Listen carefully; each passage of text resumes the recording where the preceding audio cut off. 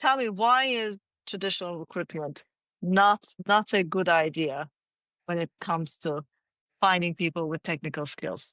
I think the main thing to think about is it is working. It still is working. It's increasingly becoming more problematic, I suppose. I think it does still work when there is still the kind of common or transferable skills out there in the market. I think that's something which is still allowing us to recruit traditionally. And someone's employer brand has always had a natural influence. It still has that same old ability to attract, although with kind of new talent, Gen Z coming through specifically, I think it's becoming less about the brand. So that's something which, again, they're having to consider that maybe isn't working the way it would have done in years gone by. I think where it is working is where we are paying people the higher salaries. The conditions are becoming very competitive.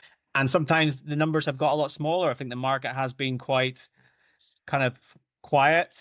So I think that's why maybe the numbers are a bit lower, which means the traditional is still working in certain areas of technical roles, the likes of kind of engineering, a technician, digital specialist, for example. There's a permanent shortage of those across the market. There are industries such as rail, for example, which has quite like an aging population walking through it.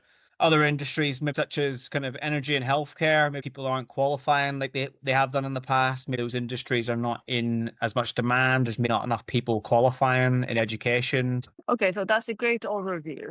Breaking it down, can you define as what's the technical skill role in this context? Maybe you can give us some examples. Yeah, I think a technical role is somebody that's in a role which comes naturally with a level of certification, qualification, often experience. Maybe an engineer working in the rail industry, for example. I think typically the talent we are looking and talking to, they've been doing it for many years. They went through their education potentially as an apprenticeship through higher education. It kind of is something that would fall into the essential group as what the client believes is this must be a condition for that person to come into a role. They must have this qualification because it is a non-negotiable for someone to come into our business without that.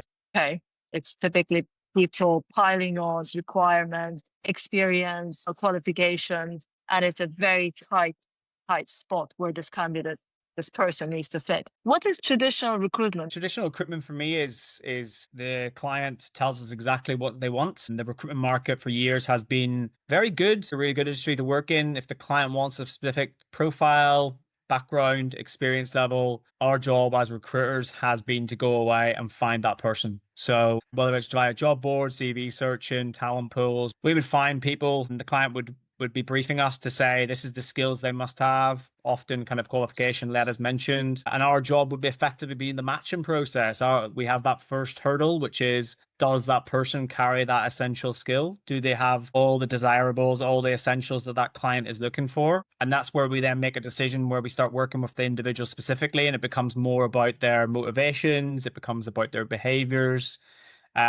Things, I guess, outside of those essentials. Often when we see essentials and technicals when it comes to these technical roles is if somebody says that they are a degree trained engineer or they have spent 3 years at university doing a digital degree, there's obviously a process down the line where we check that. But once we've seen that in the CV, that's our position to then go into a bit of a phone screen, a video screen, some form of testing, psychometric screen, where we then kind of further ascertain that person's suitability for our clients. So yes, you've shown you've got the technical skills, which will validate later in the process, or potentially the hiring manager will validate. But for now, we kind of want to make sure that you are the right kind of values match, work ethic, behaviors match. Maybe once we're kind of happy, we're putting our name to that person. We pass that person through to our client, who will be the kind of final adjudicator of the suitability for that person. They would usually interview them, have them on site, get a chance to see if the match is correct for both parties. And if successful, our business would obviously take on the onboarding process before placing them into the client.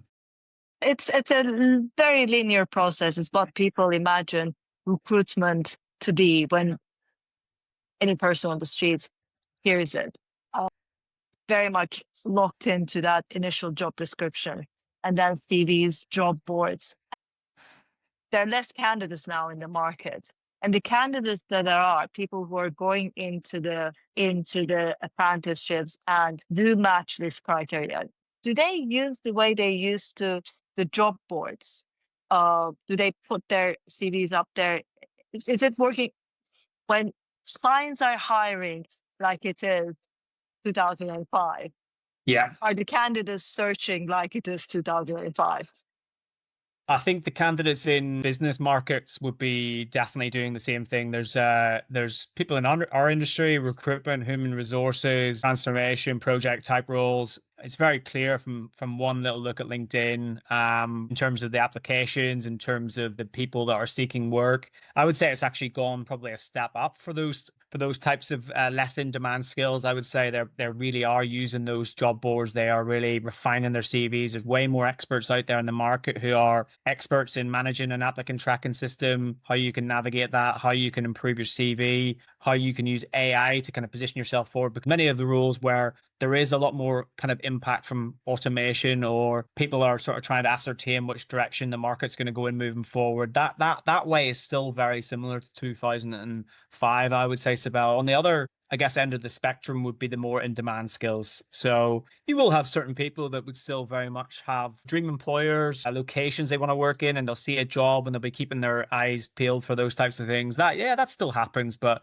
I think in the more critical industries, we're really trying to recruit people that simply aren't there on those job boards anymore. The reality of the situation is, if they are there, it would be lovely to think that they were brand loyal to Rullion and that's how it worked, but they are also being spoken to by another 2, 5, 15, 20, potentially even more. And so yes, there's a lot more people in those kind of skill short industries are being targeted. I think there's certain industries which, you look at the likes of rail and energy, naturally has been hit quite hard by the media, I suppose, in many respects, in terms of it's deemed as, there's always quite a lot of negatives attached to the rail industry. There's quite a lot of negatives attached to energy with regards to cost of living and that type of things. Many of those brands and many of those industries for people that are the younger stages of their career, or people that are maybe career transitioning, are not the first port of call. They don't think that that's the desirable. Match that with people not qualifying as much in certain engineering, certain technical skills, as we mentioned at the beginning.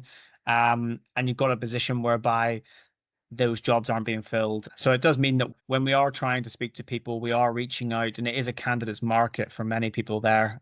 So there's a mismatch going on. On one hand, the hiring managers are chasing these unicorns and putting out these job descriptions out there that are extremely tight. And on the other hand, that's on the demand side. And on the supply side, you have very few people who actually match that really tight description, and everyone's chasing them. And the people who don't match it, maybe they match it like 60%, they're not currently considered for the job because they don't have that experience, or they don't have all the 15 qualifications that they use. So the two sides, the demand and supply sides of the equation, are misaligned. But then comes the training aspect, which is what we're talking about, that you make more popular in a certain type of training, not we train lots of people ready made for companies, but a more bespoke type of training.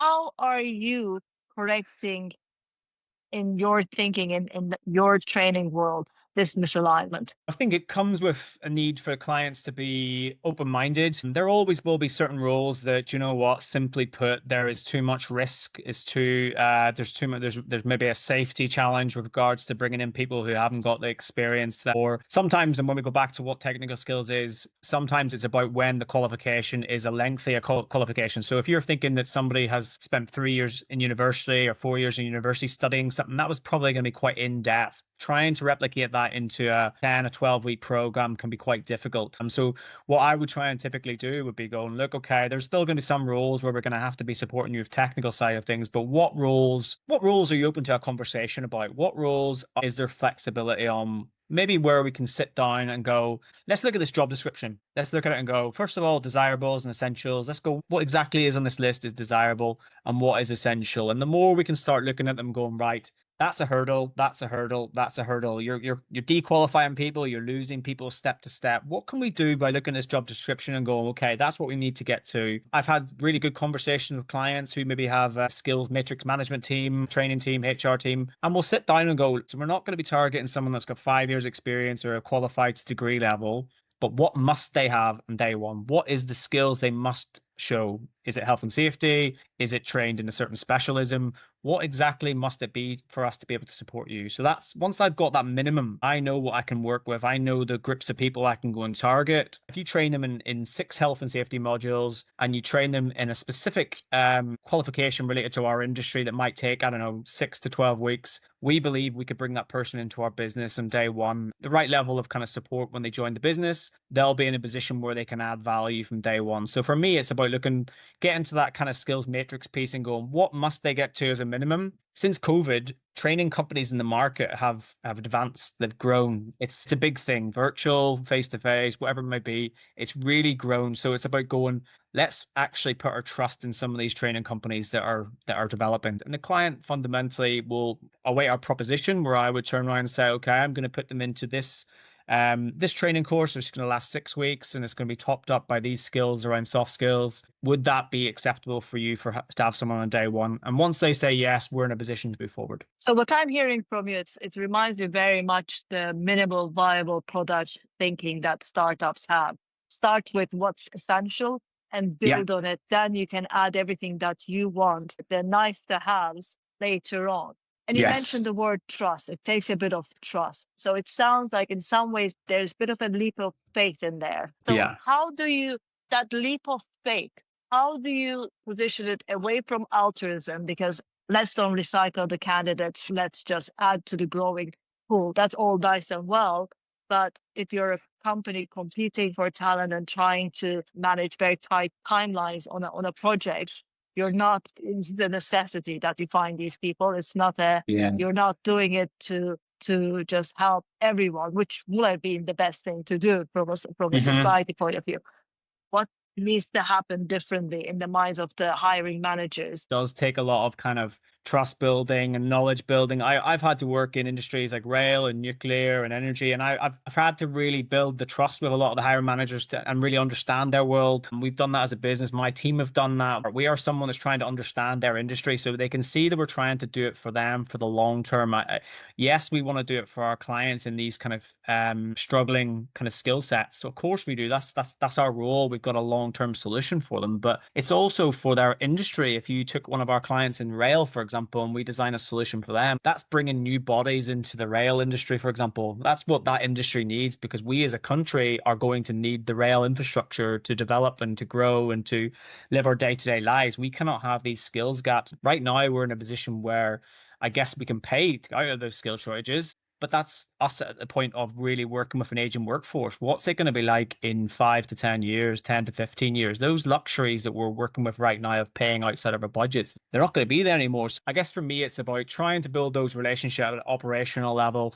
Understand that it's not easy, that you're asking someone to take the trust here of a new training provider or someone with a less skill set versus maybe someone that they're used to having 5 to 10 years experience in the industry. That hiring manager is the person whose head is on the line for projects, for pressures, for workforce planning. So you almost need to build that relationship and help them to understand that we're doing this for both now, but also the future, but really help them understand and sort of turn around to them and say, look, this is what we're going to put together. It's a really structured training program for you. We've consulted with you. We've taken your advice. We're proposing this to you for sign off. Are you comfortable with the training we're presenting, the provider we're presenting, or the certifications we're presenting? And once we collectively agree it, we're in a good position. I think I am not an expert in these fields. They are. So it's like, I want them to sort of allow us to take advantage of their expertise and their consultancy, but we do all the heavy lifting for them. Yes. What came out loud and clear from what you've just said is it's not actually, doesn't need to or shouldn't just happen on individual hiring manager level. We're talking about here about an organizational change, a mind shift across the organization. And you mentioned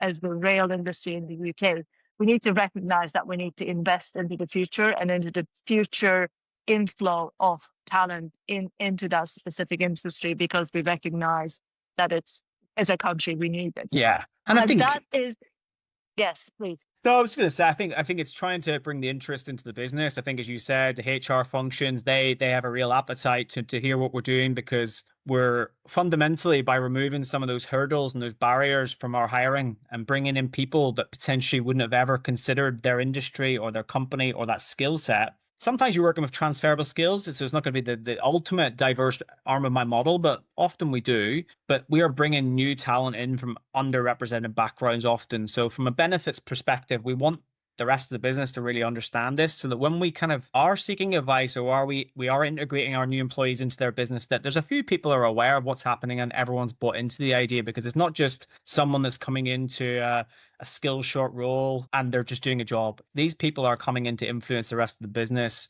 And naturally, as we know, a more diverse, more social purpose driven business is a better performing, more productive, and probably a more profitable business as well. That's correct. So that's why it's really important that the C-suite buys into this across the board. And all the other departments and down to the individual hiring manager also is convinced. And there needs to be an acceptance that when you get a richer mix of individuals as a business, you will do better.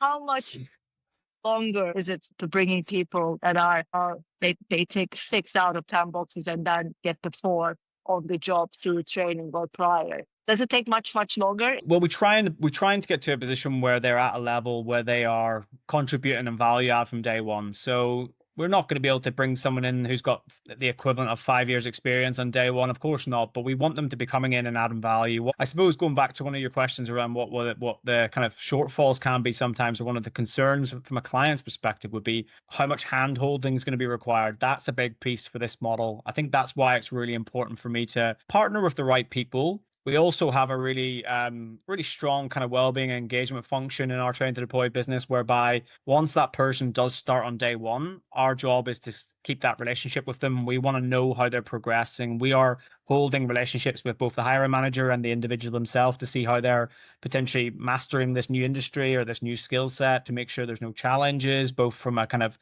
personal well-being, motivational perspective, but also from a skill set and a technical perspective. And if there are any challenges and that sort of thing ever does transpire, that's a conversation we're there and ready to kind of intercept immediately. So they're always ready to go, hit the ground running from day one. And we believe that after the first 3 to 6 months, they're in a position where they're sort of starting to compete with the more kind of experienced members of the team. One final question. I was wondering, why won't companies just open up more apprentice roles within their companies and then train people up? Why will they come to you instead? It's a very fair question. Unfortunately, it's just not that simple for organizations. The scalable nature that's required with workforce planning, the support from an education perspective, the support from a well-being perspective, the management of training providers, the management of certifications. We're effectively taking all this management away from them to land on day one. I think it's one of the same reasons why I suppose apprenticeships are not doing as well as they should be in the UK, or are still an underutilized source of hiring, is that there's so many parameters around it. There's so many checkpoints. There's suppliers, there's teams, there's sourcing, recruitment. There's a lot of these things that we can then provide to them in a scalable manner. I think that's why they like it from us. If they were to have their own training division, their own well-being division, it would come at such a cost, and it wouldn't always kind of fit in line with their workforce planning needs. And so I think similar to why a company would come to us for recruitment support is that we are there. We are experts. We are experts both in training, but we also know our market, critical infrastructure. So I think having that scalable support there means that they can react and be better. It's a very volatile market right now. I think the last thing people want is kind of set resources. I think having that on demand via us is certainly at this point is a much more profitable solution for them. Thank you very much. Bye, Dan. Thank you. Thanks for your time.